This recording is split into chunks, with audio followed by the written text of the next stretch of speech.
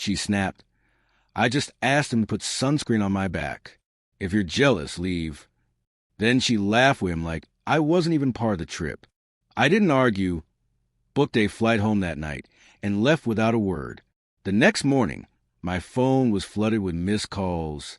I never thought a single sentence had ended a 2-year relationship. But apparently that's all it takes when the respect has been dying for a long time and you're too busy pretending everything's fine. Her name was Rachel.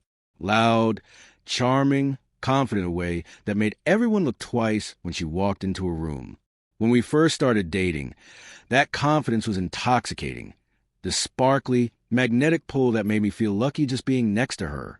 I didn't realize at the time that she didn't just enjoy attention. She needed it, fed off it, like a plant that would wither without sunlight. And I was supposed to be the window. We'd flown to Florida for a beach trip with her friends. People who lived their entire lives like they were campaigning for most fun person in a reality show. Snapchat streaks, TikTok dances, taking pictures of their food before they even tasted it. I'm not that guy. I don't mind fun, but I don't compete for noise. I'm more the sit back, observe, and enjoy the sunset quietly type. They weren't bad people, just loud, exhausting, and always half performing for someone. And Rachel fit right in, like she'd been waiting her whole life to be surrounded by people who clapped every time she posed for a photo. The first day was fine, just enough teasing and flirtiness that I pretended didn't bother me. She had this habit of crossing that thin line between playful and humiliating, then brushing it off with relax, it's just a joke. That phrase covered every moment she knew she shouldn't have said something, but enjoyed the reaction too much to admit it. But the second day, that was different. That's when things snapped. We were at the beach, music loud, her friends arguing over who took the best candids, the sun baking everyone's shoulders. And then came the tour guide, Evan, tall, athletic, sun-kissed, the kind of guy who probably didn't even realize he was attractive because he was too busy doing his job. Rachel saw him, and instantly it was like she switched modes. Hair flip, giggle. Oh my God, your tattoo is so cool. I was sitting right next to her, literally right there. She didn't even look at me when she asked him, "Hey, would you mind putting sunscreen on my back?" She didn't ask me, didn't even pause to consider it. Just handed the bottle to some stranger because she wanted the moment, the attention, the performance. I froze. I'm not the jealous type. I don't snap at harmless interactions. But this wasn't harmless. This was deliberate, calculated, intentional disrespect wrapped in fake playfulness. I watched her flirt while he awkwardly rubbed sunscreen on her shoulders, clearly uncomfortable but too polite to refuse.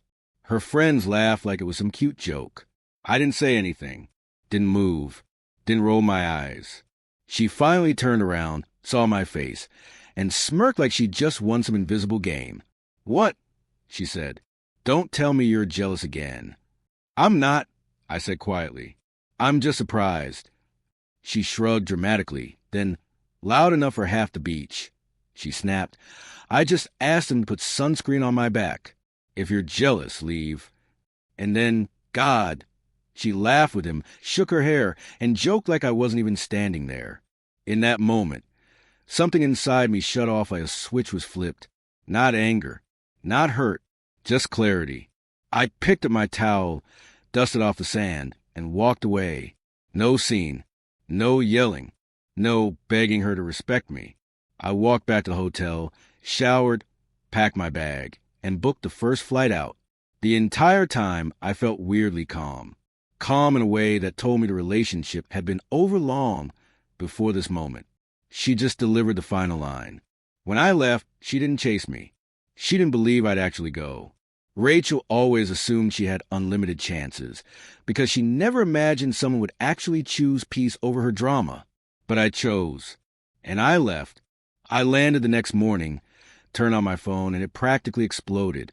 Missed calls, texts, voice messages, paragraphs. She started angry. "Are you seriously doing this?" It was a joke.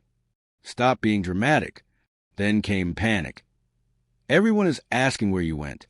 This is humiliating. Did you really leave the state?" Seriously. Then came entitlement. "The hotel is making me pay your half because it's one booking." My card isn't going through. Can you just transfer your part? I almost laughed at that one. Not because I wanted to be petty, but because it was so perfectly her. She could disrespect me publicly, but somehow I was still supposed to financially rescue her afterward. Then I got a text from an unknown number. One of her friends, Jason. Dude, she's melting down at the front desk. Her card declined like 5 times. She's yelling at the manager. Thought you should know. All I replied was, she told me to leave. I listened. More messages flooded in from her friends throughout the day. Screenshots of their group chat, where even her own friends said she crossed a line. One girl, Hannah, wrote, "You told him to go home if he was jealous. He literally did what you said." And when I saw that, something inside me relaxed. For once, I wasn't the crazy one. I wasn't the insecure one. People saw what actually happened. Rachel tried to push her narrative by posting a sunset photo with the caption, "When you love someone insecure, they'll always find a reason to run." It backfired instantly. Comments poured in. "Girl, you embarrass him." Strong people don't show off in front of strangers. He didn't run. You pushed him. She deleted the story within minutes, but screenshots were already circulating. By that night, the tone of her messages changed again. Soft, wounded, pathetic. "Please, I'm sorry. I didn't mean it like that. Can we talk? I hate that you can just leave like I meant nothing." That one got me, because she was wrong. She meant something. But she kept mistaking my patience for weakness, my quiet nature for passiveness, my love for tolerance. The next morning, she called from another number. I answered this time. She didn't yell. She didn't insult me. She sounded small. "You really left me there, Tyler," she whispered. "I had to call my mom for money. Do you know how humiliating that was?" "Rachel," I said calmly, "you humiliated yourself before I ever left." She went quiet. I continued. "It wasn't one joke. It wasn't one day. It was every moment you thought disrespect was cute, every time you made fun of me in front of your friends, every time you called me sensitive for having basic boundaries. You told me to leave. So I did." "You didn't fight for me," she said, voice shaking. I almost smiled, not out of cruelty, just at the twisted irony. "You told me to leave," I said. "I listened." She whispered, "You've changed." "No," I replied. "I just stopped confusing your chaos with passion." She hung up. No scream. No curse. Just silence. A quiet end to a loud relationship. A few weeks later, I met someone new. Emily, a marketing consultant I crossed paths with at a client meeting. Warm voice. Kind eyes. She listens. She doesn't flirt with strangers for an audience. She doesn't need chaos to feel alive. It felt peaceful. I didn't rush anything. I didn't trauma dump. I didn't compare. I just let it be what it was. Easy, gentle, normal. And God, I forgot how good normal feels. Last week, Jason texted me one final update. "Rachel's back home. She keeps saying she learned her lesson." I replied, "I hope she's doing better. That's all."